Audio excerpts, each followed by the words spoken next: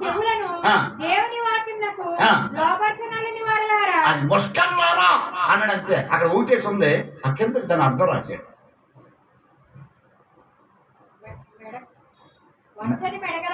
అది అక్కడ మన భాషలో ప్రార్థన చేయలేదు ఎగలన్నారా అని ఉంటాడు. అక్కడ పాపం లేదా మాట్లాడరా ఏమా మాట్లాడరా?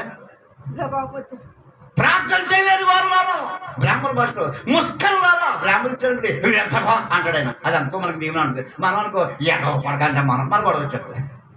ఈ యాసలో ప్రాసలో ఇబ్బంది అనమాట. ముస్కరు వారు అందరికీ మండిపోయిపోయింది, కోపం వచ్చేసిందండి. తుక్కు కొట్టేశారు, కట్టేశారు, రాళ్ళతో కొట్టారు, చంపేశారు.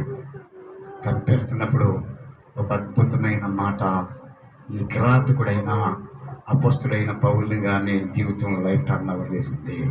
దేవుణ్ణి దర్శించడానికి ఆ ఒక్క మాటే ఆధారం. ఆ మాట ఏంటో తెలిసాడు. ఒకసారి అపోస్తుల కార్యములో 7వ అధ్యాయంలో 60వ వాక్యాన్ని చదివితే పౌలు స్టెఫను చంపేశారండి. చంపేస్తారు, రాళ్ళతో చంపేశారు. చనిపోచుండగా ఒక అద్భుతమైన మాట చెప్పాడు స్టెఫను గారు. చాలు ముష్కరులారా అని తిట్టిన ఆయన్ని ఆ ముష్కరులు ఉన్న ప్రజలందరూ వచ్చి కొట్టి చంపేస్తూ ఉంటే ఆయన చేసిన ప్రార్థన ఏంటి? ప్రభువా నన్ను చంపేస్తున్నారు మీరు, దయచేసి ఈ పాపం వారి మీద మోపకు అని ప్రార్థన చేసాడు. ఒకసారి చెప్పండి కొట్టాలన్నమాట. ఈ మాట ఎక్కడ గుర్తొచ్చిందా మీకు? ఈ మాట ఎక్కడో మీకు గుర్తొచ్చిందా? దేవుడు శిలువ మీద ఉన్నప్పుడు అయ్యా వీరేమి చేయించున్నారు, వీరికి తెలియదయ్యా అని చెప్పిన ఒకే ఒక మాటలు బట్టి లక్షలాది మంది దేవుడిని ఎన్నుకోగలిగారు.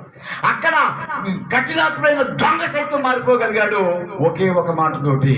ఆ మాట స్టెఫను గారు చనిపోతున్నప్పుడు ఎంత క్రూరంగా చంపేస్తూ ఉంటే స్టెఫను గారు బట్టలు ఇప్పేసి అపోస్తలుడైన పౌలు గారి యొక్క కాలకాడ పెట్టేసి రాళ్ళతో కూడా చంపేస్తూ ఉంటే ఆ స్టెఫను గారు చావు బతుకుల మీద అన్న ఒకే ఒక చిన్న పదం, అయ్యా వారి పాపములు వారి మీద మోపకయ్యా అని చెప్పేసి ప్రాణం విడిచాడు.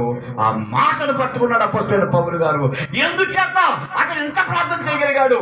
అది దేవుడు చెప్పిన మాట అని చెప్పేసి ఆ మాట రాతి లాంటి బండ హృదయాన్ని మార్చగలిగింది.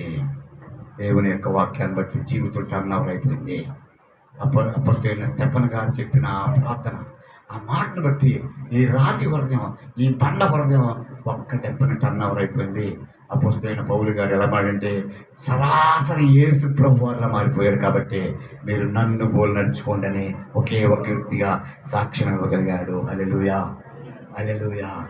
దేవుడి దర్శనం కలిగితే మన జీవితాలు దశ తిరుగుద్ది. దశ తిరగాలంటే జాతకాల దగ్గరికి వెళ్ళకండి, కొండ పూజారి దగ్గరికి వెళ్ళకండి, కోయి పూజారి మన వీధి శివరిలో నాగరాజు గారి దగ్గరికి వెళ్ళకండి. అవన్నీ దెయ్యాలే, అవన్నీ దెయ్యాలే. దేవుని వాక్యంలో ఉండండి, దేవుని సాక్ష్యంలో ఉండండి. దేవుని దర్శనం నీకు కలిగిందంటే నీ జీవితం మారిపోద్ది. తద్వారా